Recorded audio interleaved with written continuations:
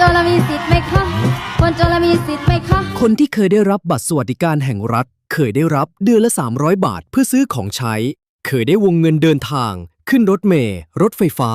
เคยได้ค่าน้ำค่าไฟ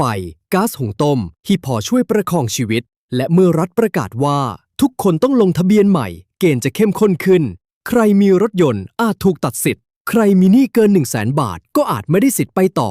คำถามคือเกณฑ์ใหม่นี้กำลังช่วยให้เงินรัฐไปถึงคนจนจริงๆหรือกำลังทำให้คนจนบางกลุ่มหลุดออกจากระบบสวัสดิการวันนี้ Decoding News จะพาแกะเกณฑ์ใหม่กับการลงทะเบียนรับสิทธิสวัสดิการแห่งรัฐปี 2569 แบบเข้าใจง่ายภายใน 5 นาที บัตรสวัสดิการแห่งรัฐหรือที่หลายคนเรียกว่าบัตรคนจนเป็นหนึ่งในเครื่องมือสำคัญที่รัฐใช้ช่วยเหลือผู้มีรายได้น้อยปัจจุบันมีผู้ได้รับสิทธิ์อยู่ประมาณ 13.18 ล้านคนแต่ในปีนี้ 2569 รัฐบาลเตรียมเปิดลงทะเบียนใหม่พร้อมใช้เกณฑ์คัดกรองที่เข้มงวดขึ้นเพื่ออัปเดตฐานข้อมูลผู้มีรายได้น้อยทั่วประเทศและคำสำคัญของเรื่องนี้ที่หลายคนเรียกว่าล้างไพ่ที่ไม่ได้เกี่ยวกับเกมไพ่แต่มันคือการจัดระเบียบฐานข้อมูลใหม่ทั้งหมดใครยังเข้าเกณฑ์ก็ได้สิทธิ์ต่อใครไม่เข้าเกณฑ์ก็อาจถูกตัดออกจากระบบก่อนจะดูว่าใครมีสิทธิ์หรือไม่มีสิทธิ์เรามาดูก่อนว่าถ้าผ่านเกณฑ์จะได้รับอะไรบ้างสวัสดิการพื้นฐานรายเดือนได้แก่ 1. ค่าซื้อสินค้าอุปโภคบริโภค300 บาทต่อเดือน 2. ค่าเดินทางระบบขนส่งสาธารณะ750 บาทต่อเดือน 3. ส่วนลดค่าหุงต้มตามเกณฑ์ที่รัฐกำหนด 4. เงินช่วยเหลือค่าน้ำค่าไฟสำหรับคนที่ใช้ไม่เกินเกณฑ์นอกจากนี้ยังมีโครงการพิเศษไทยช่วยไทย plus ที่รัฐบาลจะเติมเงินเพิ่มอีก700 บาทต่อคนต่อเดือนเมื่อรวมกับเงินพื้นฐาน300 บาทจะกลายเป็น 1,000 บาทต่อเดือนแต่สิทธิพิเศษนี้ให้ต่อเนื่อง4 เดือนตั้งแต่เดือนมิถุนายนถึงกันยายน 2569 พูดง่ายๆคือคนที่ผ่านเกณฑ์จะได้ทั้งสวัสดิการระยะยาวและเงินช่วยพิเศษช่วงสั้นๆเพื่อประคองค่าครองชีพสำหรับเกณฑ์พื้นฐานบางอย่างยังเหมือนเดิมคือผู้ลงทะเบียนต้องมีสัญชาติไทยอายุ 18 ปีบริบูรณ์ขึ้นไปไม่มีบัตรเครดิตเงินฝากรวมกับสลากออมทรัพย์ต้องไม่เกิน 100,000 บาทส่วนการถือครองอสังหาริมทรัพย์ก็ยังมีเพดานเช่นคอนโดมิเนียมไม่เกิน35 ตารางเมตรบ้านหรือทาวน์เฮาส์ไม่เกิน25 ตารางวาที่ดินเพื่อการเกษตรไม่เกิน10 ไร่ถ้าไม่ใช่ที่ดินเพื่อการเกษตรต้องไม่เกิน1 ไร่ตรงนี้สะท้อนหลักคิดของรัฐว่าคนที่จะได้รับสวัสดิการต้องไม่มีทรัพย์สินเกินเกณฑ์ที่กำหนดแต่ประเด็นสำคัญจริงๆอยู่ที่เกณฑ์ใหม่ซึ่งเข้มข้นขึ้นกว่าเดิมมาก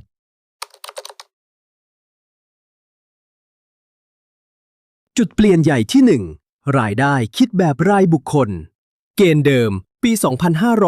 2565 รัฐจะดูรายได้เฉลี่ยของทั้งครอบครัวเช่นสามีภรรยาและบุตรโดยนำรายได้รวมมาคำนวณเฉลี่ยต่อคนต้องไม่เกิน 100,000 บาทต่อคนต่อปีแต่เกณฑ์ใหม่ปี 2569 เปลี่ยนวิธีคิดจากเดิมที่ดูทั้งครอบครัวเปลี่ยนเป็นดูรายบุคคลผู้ลงทะเบียนแต่ละคนต้องมีรายได้ส่วนตัวไม่เกิน 100,000 บาทต่อปีพูดง่ายๆคือต่อให้ครอบครัวมีหลายคนรัฐจะดูที่รายได้ของคนลงทะเบียนโดยตรงข้อดีคืออาจทำให้คนที่รายได้น้อยจริงๆในครอบครัวยังมีโอกาสได้รับสิทธิ์แต่คำถามคือในชีวิตจริงรายได้กับภาระค่าใช้จ่ายไม่ได้แยกขาดจากครอบครัวเสมอไปบางคนรายได้น้อยแต่ต้องแบกรับภาระทั้งบ้านบางคนรายได้ไม่สูงแต่มีหนี้มีค่าเช่ามีค่ารักษาพยาบาลเกณฑ์รายได้รายบุคคลจึงอาจไม่ได้สะท้อนความเปราะบางทั้งหมดได้จุดเปลี่ยนใหญ่ที่ 2 หนี้รวมต้องไม่เกิน 100,000 บาทเกณฑ์ใหม่ที่เข้มงวดมากคือเรื่องวงเงินสินเชื่อเดิมปี 2565 ถ้ามีหนี้บ้านไม่เกิน 1.5 ล้านบาทหรือหนี้รถไม่เกิน 1 ล้านบาทยังมีโอกาสผ่านเกณฑ์แต่ปี 2569 วงเงินสินเชื่อรวมทุกประเภทต้องไม่เกิน 100,000 บาทเท่านั้นไม่ว่าจะเป็นหนี้บ้านหนี้รถหนี้ส่วนบุคคลหรือสินเชื่อประเภทอื่นรวมกันแล้วต้องไม่เกิน 100,000 บาท นี่คือการเปลี่ยนจากการดูหนี้แยกประเภทมาเป็นการดูภาระหนี้รวมเหตุผลของรัฐอาจมองว่าถ้าคนคนหนึ่งเข้าถึงสินเชื่อจำนวนมากแปลว่าอาจมีศักยภาพทางการเงินบางอย่างแต่ในอีกมุมหนึ่งคนจนจำนวนมากก็มีหนี้ไม่ใช่เพราะฐานะดีแต่เพราะต้องกู้เพื่ออยู่รอดกู้ซ่อมบ้านกู้รักษาตัวกู้หมุนค่าใช้จ่ายกู้เพื่อทำอาชีพเล็กๆดังนั้นเกณฑ์หนี้ 100,000 บาทอาจเป็นเส้นแบ่งสำคัญว่าใครจะได้อยู่ในระบบสวัสดิการและใครจะถูกผลักออกไปจุดเปลี่ยนใหญ่ที่ 3 ห้ามมีรถยนต์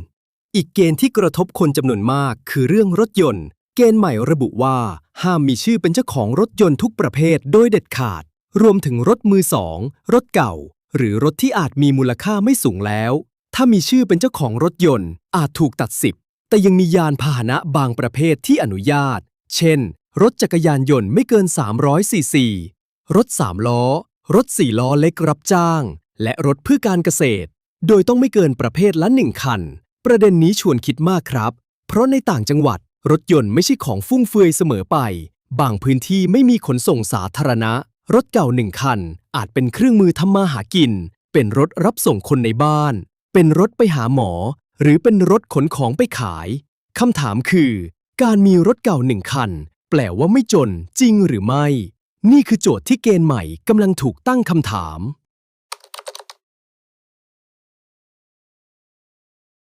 นอกจากนี้เกณฑ์ใหม่ไม่ได้ดูแค่รายได้หนี้และรถยนต์แต่ยังเชื่อมโยงข้อมูลกับหน่วยงานภายนอกเพื่อตรวจสอบสิ่งที่อาจสะท้อนฐานะทางการเงินเช่นห้ามมีบัญชีซื้อขายหลักทรัพย์ห้ามจ่ายเบี้ยประกันชีวิตประเภทสามัญเกิน 12,000 บาทต่อปีและอีกประเด็นที่หลายคนอาจไม่ทันคิดคือถ้าผู้ลงทะเบียนถูกผู้อื่นนำชื่อไปใช้ลดหย่อนภาษีเช่นเป็นบิดามารดาคู่สมรสหรือบุตรที่มีผู้อุปการะระบบอาจถือว่ามีคนดูแลและถูกตัดสิทธิ์ทันทีพูดง่ายๆคือต่อให้ตัวเองรายได้น้อยแต่ถ้าระบบเห็นว่ามีคนใช้ชื่อคุณลดหย่อนภาษีคุณอาจถูกมองว่ามีผู้อุปการะนี่คือการคัดกรองที่ใช้ข้อมูลหลายฐานมากขึ้นเพื่อป้องกันคนที่มีฐานะแฝงเข้ามารับสิทธิ์แต่ในทางปฏิบัติก็ต้องระวังกรณีคนที่ถูกใช้ชื่อแต่ไม่ได้รับการดูแลจริงๆสำหรับกลุ่มที่ไม่มีสิทธิ์เกณฑ์ใหม่นี้ยังระบุกลุ่มที่ไม่มีสิทธิ์ชัดเจนขึ้นครับจากกลุ่มเดิมเช่นข้าราชการพนักงานราชการนักบวชภิกษุสามเณรและผู้ต้องขังมีกลุ่มที่เพิ่มเข้ามาได้แก่นักเรียนนักศึกษากรรมการบริษัทหุ้นส่วนผู้จัดการและผู้ถือหุ้นในนิติบุคคลเหตุผลคือรัฐมองว่ากลุ่มเหล่านี้อาจไม่ได้อยู่ในฐานะผู้มีรายได้น้อยโดยตรงหรือมีสถานะที่ต้องถูกตรวจสอบเพิ่มเติมโดยเฉพาะกรรมการบริษัทหุ้นส่วนหรือผู้ถือหุ้นแม้บางคนอาจมีรายได้ไม่มากแต่รัฐมองว่าเป็นสถานะที่เชื่อมโยงกับกิจการหรือทรัพย์สินแล้วต้องลงทะเบียนเมื่อไหร่การลงทะเบียนและยืนยันสิทธิ์เปิดระหว่างวันที่ 4 ถึง 21 มิถุนายน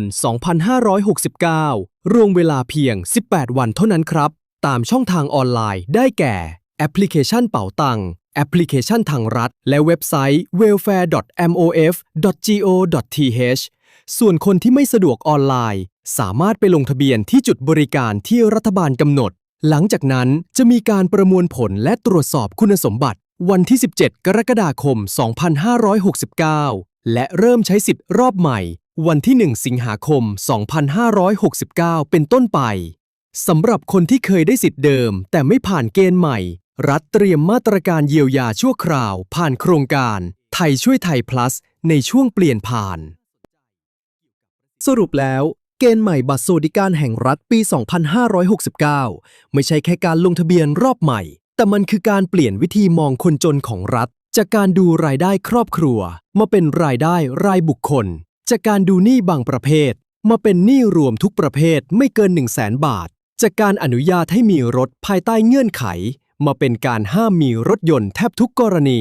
จากการตรวจเอกสารทั่วไปมาเป็นการเชื่อมข้อมูลหลายฐานทั้งหลักทรัพย์ประกันชีวิตภาษีและสถานะทางอาชีพเป้าหมายคือทำให้สวัสดิการไปถึงคนที่จำเป็นจริงๆและป้องกันคนที่มีฐานะทางการเงินแฝงเข้ามาใช้สิทธิ์แต่คำถามใหญ่คือ เกณฑ์ที่เข้มข้นขึ้นนี้ จะคัดคนที่ไม่ควรได้สิทธิ์ออกไป หรือจะทำให้คนเปราะบางบางกลุ่มหลุดจากความช่วยเหลือกันแน่ เพราะความจนในชีวิตจริง ไม่ได้มีแค่ตัวเลขรายได้ ไม่ได้มีแค่ยอดหนี้และไม่ได้วัดจากการมีรถเก่า1 คันเสมอไป นี่คือเรื่องที่สังคมต้องจับตา เพราะเมื่อรัฐล้างไพ่ระบบสวัสดิการ สิ่งที่อยู่บนโต๊ะไม่ใช่ตัวเลข แต่คือชีวิตของผู้คนหลายล้านคน นี่คือ Decoding News เราถอดรหัสข่าวให้เข้าใจง่ายกว่าที่เคย แล้วพบกันใหม่ สวัสดีครับ